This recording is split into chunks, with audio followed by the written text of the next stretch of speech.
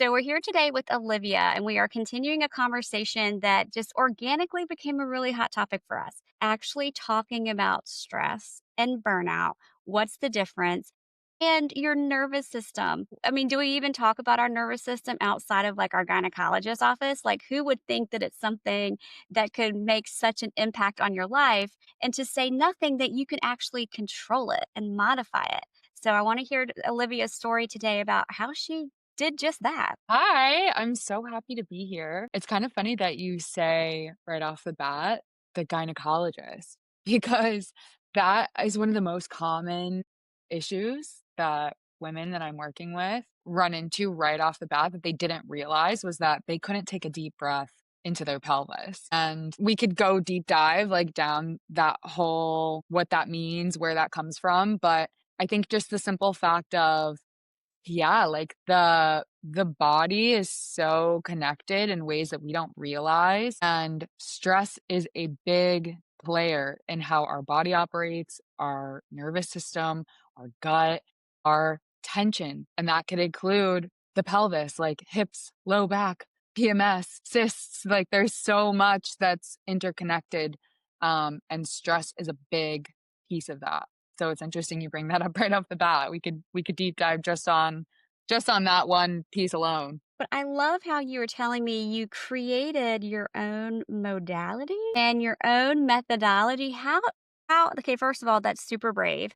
To just be like, hey, I don't have the solution I want, so I'm gonna make it. And then how do you go about making it? Yeah, so high functioning burnout has evolved over many years, and I would not even think that we're even close to being evolved. It's going to keep going.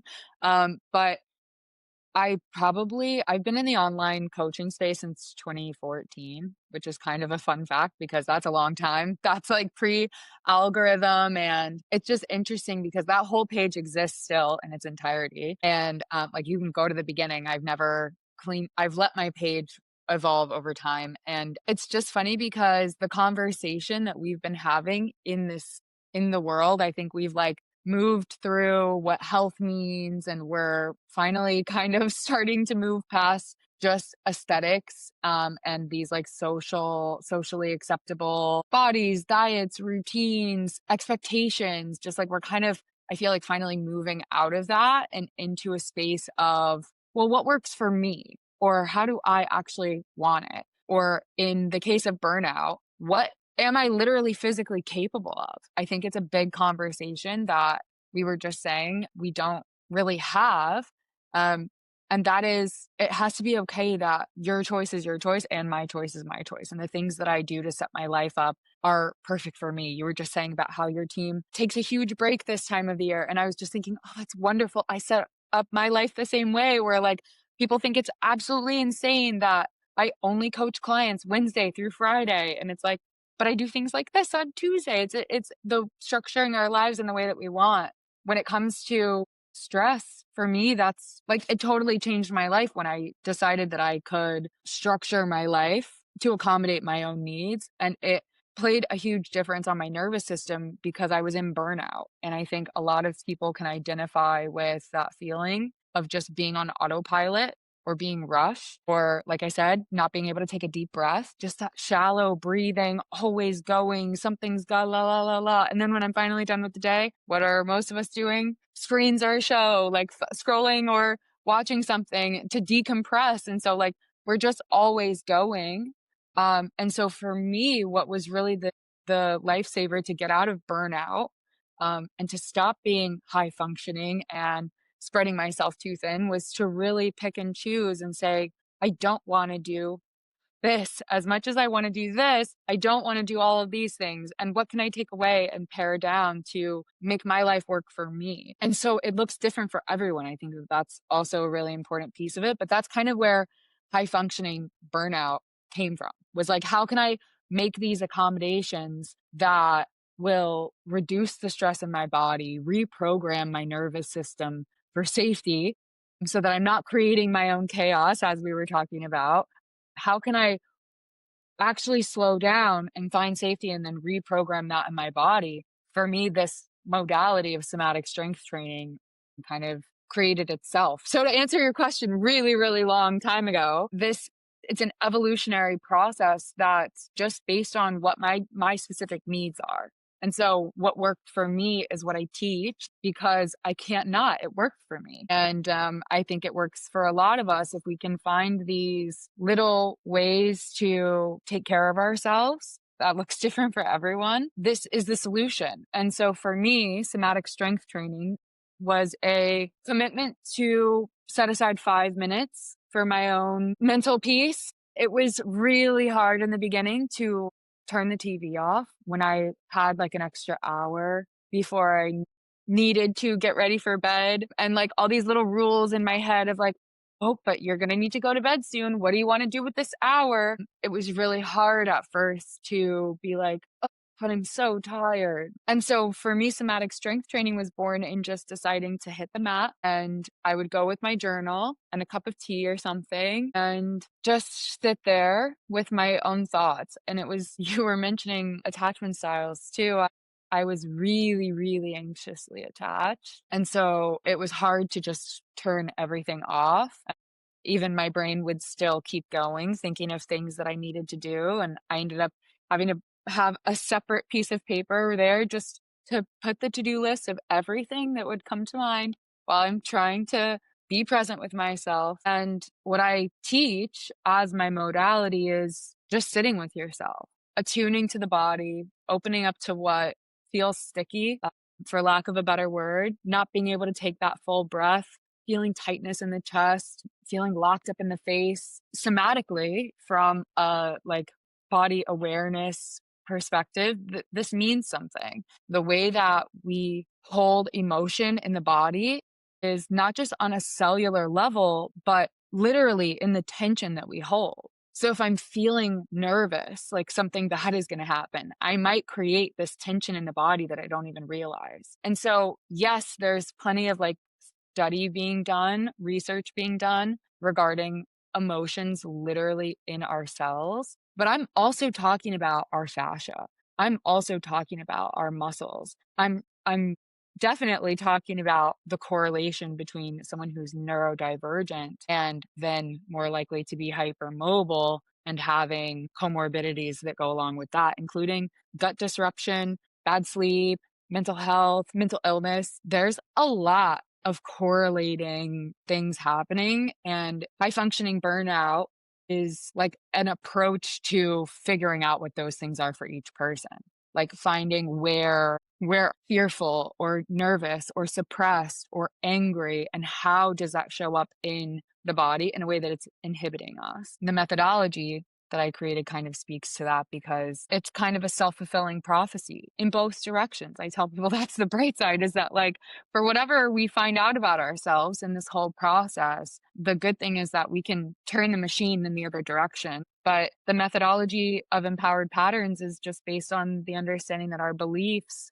whether we know it or not, consciously or subconsciously, our beliefs do drive our action, and the intent behind the action is really important. A lot of times the actions don't change of the things we want to do, but the intention behind why we want to do them does change. And that either loads it with a good feeling or a bad feeling. And that shows up differently in the body. We know this.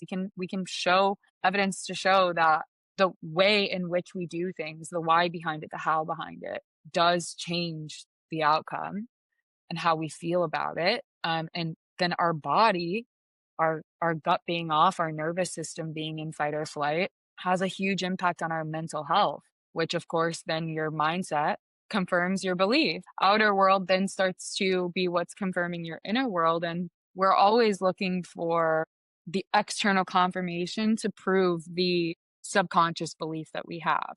We will always do that because it's evolutionary. Like that's how we stay alive, is we have this belief, you're in danger.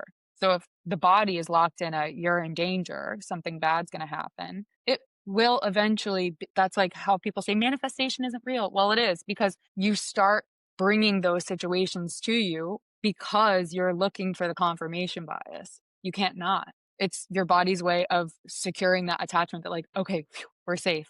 No, we're not. Okay, yes, we are. No, we're not. Yeah, like we do in a way do this to ourselves. It's not to say that we're asking for these things. It's to say that we have to focus our attention on our intention. And empowered patterns is a way of zooming out and looking at the whole thing. If I'm having these gut problems or I'm having this really negative self talk, well, I kind of have to look at what my subconscious beliefs might be, because my subconscious beliefs are going to dictate how I show up in the world. And that is what creates the effect on my physical body. Now, the good thing is that when we change our belief, that intention comes so naturally that the action just flows. Like we want to do it because the intention has shifted in what's driving it. That has a positive effect on our bodies, which feeds us positively. And the mental clarity that comes with healing our gut and mind is that we can pour extra energy into affirming new beliefs. Because I think where we get caught is we know too much. We know that we can change our beliefs, but we don't have the bandwidth. It's the body's natural response that when we're at a perceived threat, our bandwidth is very low. So now where am I going to get the extra energy to change my beliefs? That's hard. When I'm feeling threatened, my body doesn't want to spend extra energy doing something new. My brain says we need to put everything we can on autopilot for self-preservation. So we're going to go back to our old coping mechanisms, our deepest, most subconscious core beliefs that drive us. That needs to go on autopilot so that we can look out for the threat. And now you see how it feeds itself instantly. Because now the body there is no rest and digest. There is no, okay, you're safe. So then every day we're waking up with no extra spoons.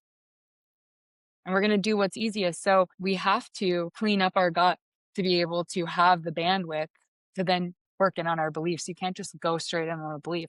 Knowing better almost certainly isn't going to mean that you're going to do better, because you're more likely going to do what's been done the most. So, there are people who say, oh, I carry my stress. Whenever I'm stressed, I get a tummy ache. I get diarrhea.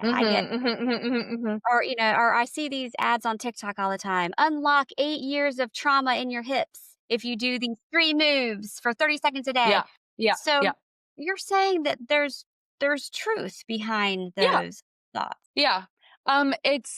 It's definitely a little, I won't say spammy, maybe played up. I think that the understanding of somatic work that at least for me, what I was first exposed to in terms of somatic work was this huge catharsis. People laying on the floor with blindfolds, like shaking and crying and like, okay, have I done that? Yes. Was that my introduction to somatic work? Yes, it was. When I stripped away enough to be quiet with myself, I have enough unprocessed trauma in my body that it really came through. The way I like to describe trauma in the body is, I forget who said it. I think Joe Dispenza said this, but thoughts are the language of the mind. Emotions are the language of the body. So here's something really cool. I teach this in session. I'll give it to you now. What's interesting about physics and manifestation is when you understand how emotions are communicated through the body, if emotions are the language of the body, then when the body is feeling afraid, and it needs to communicate, I'm feeling afraid, it's going to make us feel a way we remember feeling when we were afraid. It's a protective mechanism that shows us, like, look out for this. This doesn't feel right. It's where women have a really strong intuition. It's ancestral. It's passed in our DNA. We are wired to take on the feeling as the body's way of communicating. So then when we understand that, the body physically has always only ever been in the present moment. It's only ever in the present moment. So when it's feeling a past feeling, that's the body in the past, pulling the past into the present moment as its way of communicating. So we can release all judgment right there, knowing that, like, whatever I'm feeling isn't that loaded. Like, it's a communication, it's a dialogue. I can drop whatever I think that means about me as a person. And I can just be open to an attunement, a communication with my body. Tight in the shoulders, or tight in the hips. These things that you're like, is that really, everyone's tight in their hips, right? Like, everyone has low back pain, right? No, but there's enough of us, because trauma studies show, it's theorized, almost all of us hold different emotions in the same places. We all hold fear in the same place. We all hold anguish in the same place. We all hold anger in the same place. We all hold suppression in the same place. And this kind of goes, you could deep dive if you're listening and you're like, ooh, I'm into that, go look into traditional Chinese medicine. Like and it all kind of lines up. So when we think about somatic work, I'm thinking about how can I just have a dialogue with my body? What tension in the body physically shows me where emotionally there is a wound or I feel unsafe. And it's equal parts that, and sometimes your mattress just sucks. And like, it's not that deep. So I say that with a huge because like, I get it. I'm a skeptic too. Sometimes it's not that deep. But like, for example, a really good one is trauma in the hips. Doesn't that mean sexual abuse? Yeah, it can. Also, people who are neurodivergent are more likely to be hypermobile. So they're more likely to roll their ankles. So they're more likely to make a subconscious compensation to pull up their inner thighs to not roll their ankles from having rolled their ankles so many times. The body will put that on autopilot that we need to keep a tight inner thigh to not roll our ankles. We hate rolling our ankles. And that inner thigh is puppeted from the pelvis. So yeah, it could be sexual trauma or it could be this piece of tension that your body's just learned to put on autopilot, which is really, really cool. And where our bodies are really amazing mechanisms, but we do have to have a dialogue between our conscious self and our body to say, that is really tight. And that's limiting my breath, and the depth of my breath can lock my body into functional freeze. If I'm not getting deep, palpable breaths, my body might just lock itself up there. So for those who may be like on the treadmill or driving, and just kind of save them, how do yeah, they're like, what does define somatic? Like, what does that mean? Somatic literally just means in the body. That's all. It's not any deeper than that. I think to that point, though, I think that's more confirmation to why I look at emotion as the language of the body. People really associate somatic work with deep cathartic emotion, right? So this is, well, when I go into the body, what comes up are the things that I normally day to day suppress for lack of energy to address them or judgment around them. Really, the external world is my mirror. So anything that feels triggering in my external world is really probably something that's in my body. And that's hard for people to contemplate, but I think that's really what somatic work is just saying, can I open up a dialogue to see what's there? And I will say that my specific modality is geared towards, I won't say just women, I'll say women and marginalized groups, stigmatized groups, under researched and underfunded groups, because traditional somatic work is very acute.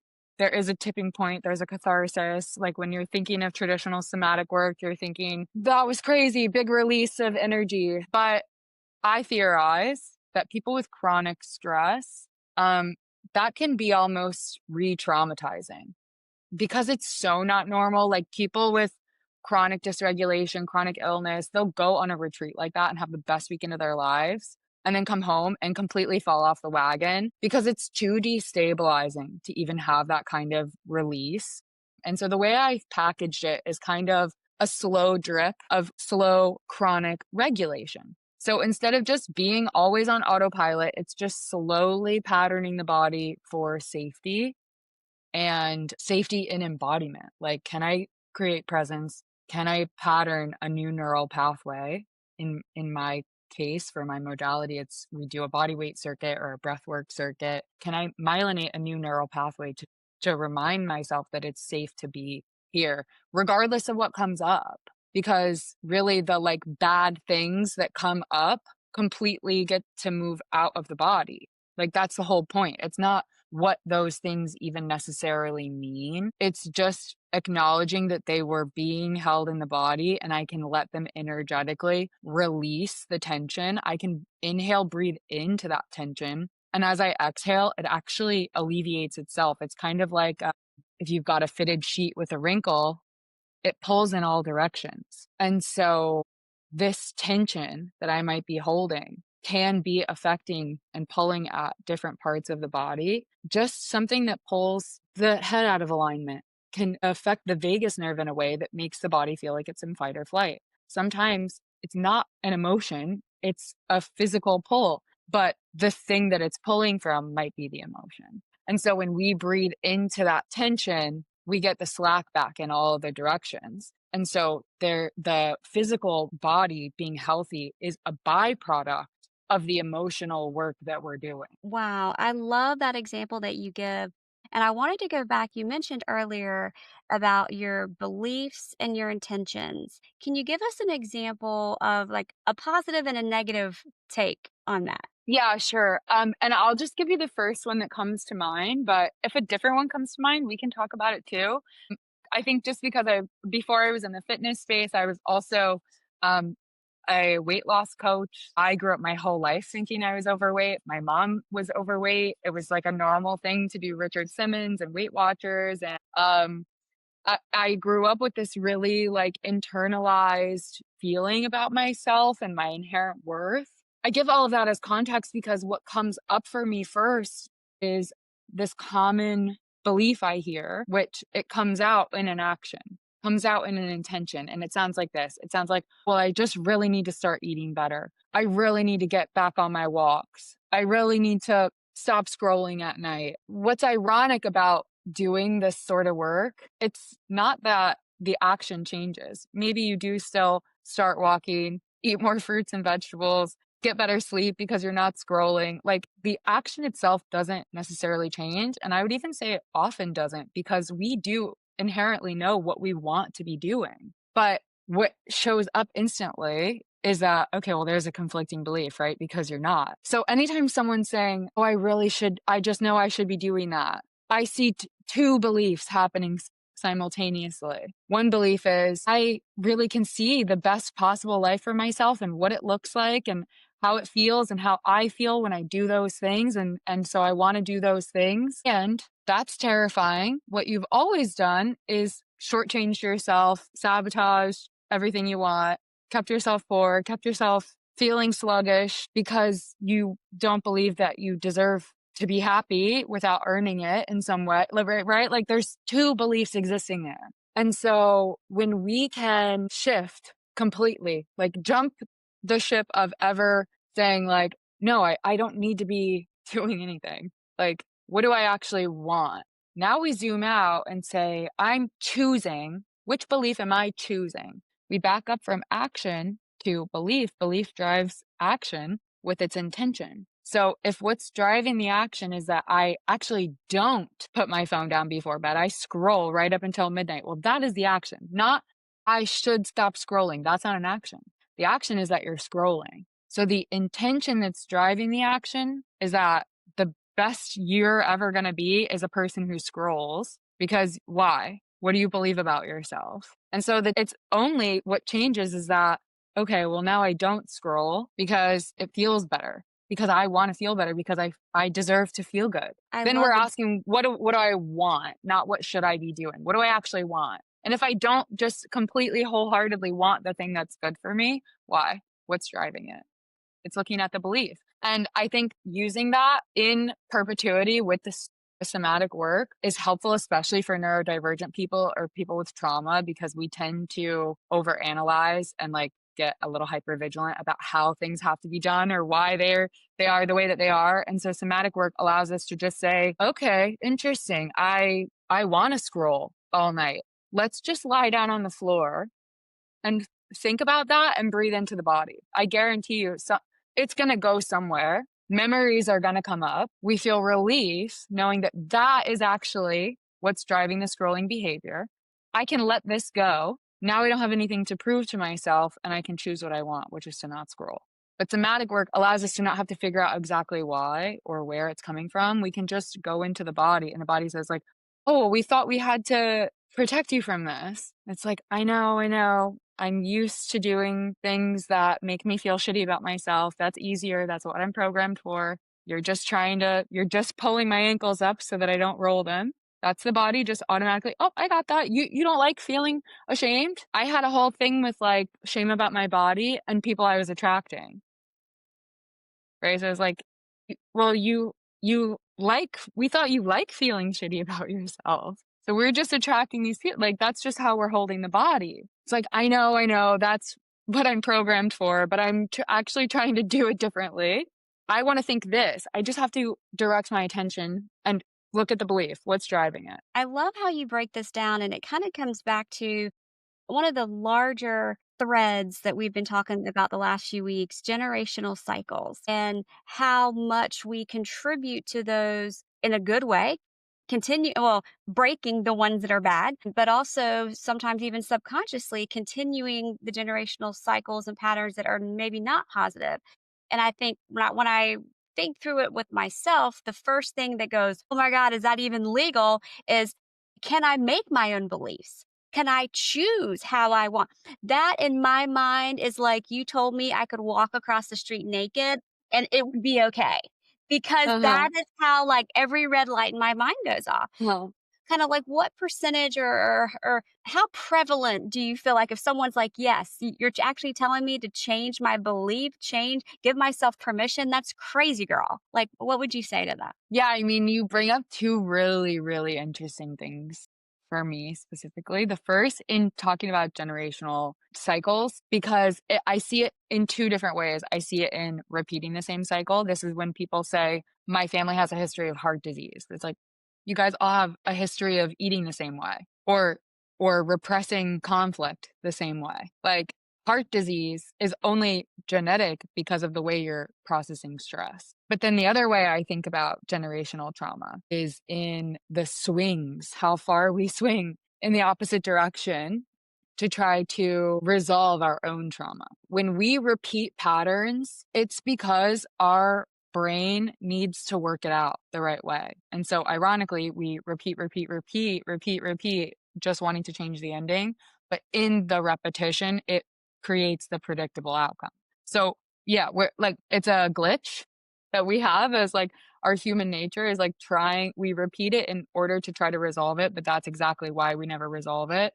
And so, like, I think about parenting, and this is how it swings generationally, kind of zigzags, is because everyone's trying to not do what screwed them up, right? For lack of a better word.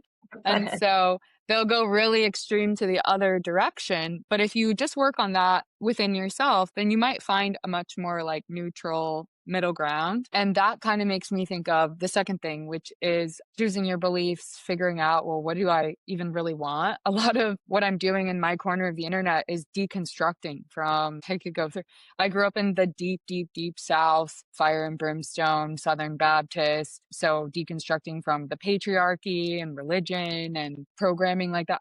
When I finished school, I basically joined a sales cult, and that, I just needed that sort of like chaos and ritual and connection and being tied to each other. It's what developed a lot of my attachment style. And so when we think about choosing our beliefs, there's everyone has their own thing. If you're poor, it's that. If you're getting cheated on, it's that. If you're toxic, it's that. Like, everyone has their own thing. And the answer is yes, we can choose our own beliefs, but most of us don't because it's more energy. And it's okay if it is. Like, I have chronic illness, and I specifically address this with people that have low bandwidth. Like, we're in burnout. You're asking me to change my beliefs when I don't have any extra spoons to give. I have so much mental and emotional load. But the answer is yes, you still do have free will and you still can choose. Now, if you're happy with letting life choose you based on what's easier, that is good for you. It's not for me. Like, I'm constantly looking at like, do I actually want this, or have I just been made to think I want this? So going along with it feels much more validating, and it makes me like, I really don't have that many friends. Like, there's a lot that we could deconstruct of just taking the not easier path is not even necessarily better. Like, but we do have our own choices. And unfortunately, we can't really have that clarity about what we want until we've cleared what's might be driving that want. Right. So if we're disconnected from our bodies, we don't have connection to our intuition. So then it makes sense that we wouldn't know what we want and that we would go along with whatever makes the most sense. I kind of see a lot of myself in what you're talking. Like, my parents had this religious view. They had this view on abortion. They had this view on interracial marriage. And it took me a long time to even accept that the opposite of that even existed, and that it Yeah. wasn't just a fire pit of dragons that was going to eat me. Because, of course, my Yeah. parents would tell me they wouldn't want me to go into a fire pit of dragons. Right. Right. So what they're doing or saying or believing must be the only fire pit without dragons. Right. Right. And so it took me a long time to get to a place where I felt comfortable even feeling differently, and then even longer to vocalize to them when topics would come up that I felt differently about it or I wanted to support a different cause. And I'm really lucky that my parents, they would not try to change my mind back, but they also were like, I'm not joining your side. So I was very Right. that we kind of had this Right. very mature, and when I Right. wanna wear my Ruth Bader Ginsburg shirts, they don't make comments about it, and, so, I mean, Right. we kinda just got this respect, but let's say someone is going through that and they're maybe fearful of how if, these changes would be received in themselves, their family, what would you say? How do you resolve that? I don't think anyone's gonna like my answer, but I hope it reaches somebody. I would say your outer world is just a reflection of your inner world, and that whatever is coming up as someone might judge me for something, it essentially translates into I am judging myself about this. So it to me, it always circled back to the body work to say, okay, well, where is that judgment coming from? Because we get mad at the fact that we're judging ourselves, right? It's like, well, I don't want to admit that it's not about my mother-in-law because if I admit that it's about me, now I'm mad with myself. But the reality is, we don't have to be mad with ourselves. We can say, well, I'm a reasonable person, so this must be coming from somewhere. Where is little me driving the car, holding tension in my body, putting up resistance to something that I want? Because the reality is, if I want to wear the t shirt, I don't care what anybody thinks. But if I do care what somebody else thinks, it's because I don't fully feel it that I can do it with myself yet. Why? Where? Where is that coming from? Can I let it go? Really, I don't even need to know where it's coming from, but can I identify where it's landing in the body and can I let it go? The kind of like bow on that answer is that when we are feeling misunderstood, all we should do is deepen our understanding with ourselves. It's just being able to say, because life is not about being understood and by others. Everyone is going to have their own opinion of me. 100%. Everyone's going to have their own opinion of me. And I won't spend energy trying to frame what someone's like, paint this picture of like how I want you to see me this way. All I can do is go inward and say, am I making the choice that feels truest to me and most authentic to me? Does it make me feel like I'm going to throw up or does it fill me with pride? Like, do I like doing this or is this abrasive and horrible and definitely a hell no in my body? And how can I advocate for myself to say, I'm not going to put you through some level of suffering is like normal, that's life. But there is a thing as unnecessary suffering and it is really wound up in our societal conditioning, the unrealistic expectations that are put on us, and the limitations that our bodies might have. And I'm going to take all of that into account and zoom out and decide what do I really want. And then anyone else's perception of what that means, I understand that whatever I'm triggering in them is me in their outer world. And so, yeah, if I'm upsetting somebody, that has nothing to do with me. That's their ding, ding, ding, somebody external, and it goes on and on. Now they can see, okay, well, why does it bother me that she's wearing that shirt? What does that external thing have to do with my internal world? Where am I not letting myself be the person that I want to be? Because usually that's what it is. When someone's really being themselves, it's abrasive because it shows your own self rejection. People instantly don't see, oh, she's doing well. They see you aren't doing well enough. You never do. You could do so much more. You could have been so much more. It's never about the other person, it's always about ourselves. It is so true, and as much as I say it to myself, and we went to brunch, a group of us girls, and one of the girls didn't come, and I instantly thought, "Oh, it's because I kinda gave her the whatnot about this person she's dating, and I Uh, should've just kept my fat mouth, drunk mouth shut and not said anything." And so now she's not coming to brunch because I have offended her, and one of my girlfriends said, "It's not all about you. Maybe she's got diarrhea. Maybe she just didn't wanna come to yeah, brunch for some other yeah, reason." But you're right, we always make it about us no matter what the situation is. yeah, yeah. It goes to that, like, I kind of think sometimes about, like, an unheard kindergartner, right? It's like, you would tell them, like, "It's not your job to assume somebody's mad at you." Like, Like, if they're mad at you, they're gonna come tell you they're mad at you. And if they're not, then they're not. And if you're mad, it's your job to go say how you're feeling, not to keep it in and not to, like, make them guess. A lot of us didn't have that. And so we had to predict and read the emotions of grown-ups and then try to guess what we should do to make them happy, right? So, like, we just didn't have it's amazing how we're growing. I personally think words are really disconnecting and that, like, we're very intuitive beings, but for what it's worth, like, we had a huge blip in time that was we were disconnected from our bodies. I think it's because we started going to war, and women all of a sudden, had, like, real serious emotional labor, we just like generationally have disconnected ourselves from our bodies, therefore disconnected ourselves from our feelings, and emotional intelligence is very lacking. But I hope it's making a comeback. I think that emotional intelligence is literally just body awareness, being able to drop into the body, feel what we're feeling, no judgment, just understanding that it's our past selves trying to keep us safe. That's why they're mad too. They have their own shit. Like, I think it really promotes a level of understanding. And then when we don't have so much of that mucking up our bodies, we actually do have clarity and intuition, and we can say, how does that make me feel? How does quitting my job make me feel? Like, I can feel it instantly in my body. And so, yeah, I think we can all do this. I love the way that you present this and the examples because it really brings full circle so many topics that we've been talking about over the last few weeks. And I hope that I always have like I call it my Oprah aha moment. I always have like some aha moment, like, oh, that clicks, that makes sense. Like I feel like Yay.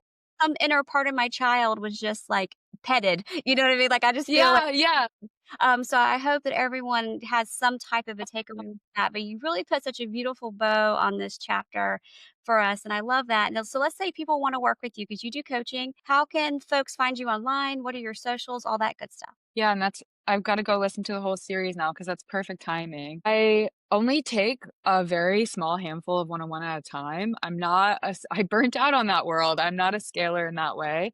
I have a monthly event that I always do in collaboration, so please sign up for the monthly event or get on the waiting list for coaching or get some sessions with me. Those are kind of the 3 main ways. Definitely find me on Instagram, though. High functioning burnout. Yeah, please, if you have questions, I love hearing the questions. I love hearing how you're able to apply some of these concepts in your life. Awesome. I love it. You have just been an amazing guest today. I love your vulnerability and your honesty and how you're taking your own life story and turning it into purpose. That I think is such a mission we're all on in some way. Some of us do it better than others, and some of us delay it like I did as long as they could. And then I'm just so glad that you are using your time and your talent to help us with this. And I will drop all of that in the show notes for y'all. So if you are driving right now and you're trying to write it all down. It'll be in the show notes. You can click and get there easily. But thank you so much, Olivia. It was great to chat with you. Thank you. Thank you so much.